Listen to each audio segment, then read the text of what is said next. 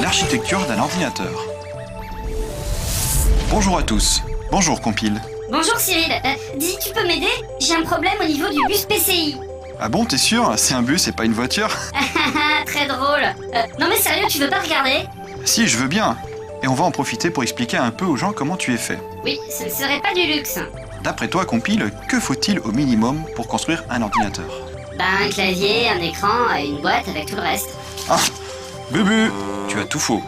Mais pourtant Pour faire un ordinateur, la première chose qu'il faut, c'est le circuit qui traite les instructions. Dans les ordinateurs modernes, ce rôle est assuré par le microprocesseur, en anglais CPU. Central Processing Unit. En effet, comme son nom l'indique, cette unité exécute les instructions et traite les données en mémoire. Tu viens de citer le second élément indispensable, la mémoire. Il en existe plusieurs sortes. La plus importante, c'est ce qu'on appelle la mémoire vive, en anglais RAM. RAM, Retro and Magic. Ça veut dire Random Access Memory.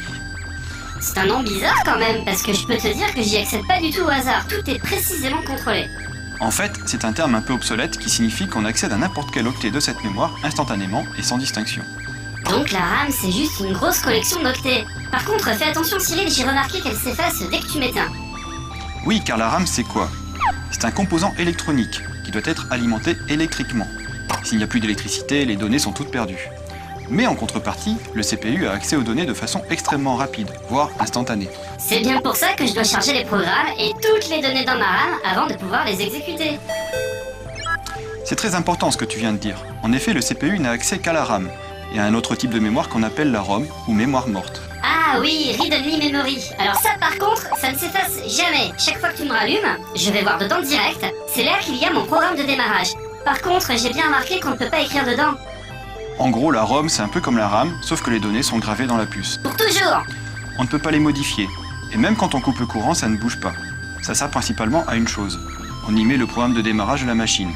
Sur les ordinateurs actuels, ce programme s'appelle le BIOS. Mais on pouvait s'en servir autrement. Par exemple, sur les anciennes consoles. Les jeux étaient vendus sous forme de cartouches qui contenaient les jeux dans une ROM. Oui, la DS fait encore comme ça aujourd'hui.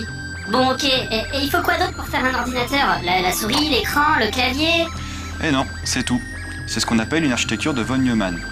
Le CPU, la RAM et la ROM suffisent pour faire un ordinateur, vu que le CPU peut exécuter des programmes de la ROM et de la RAM.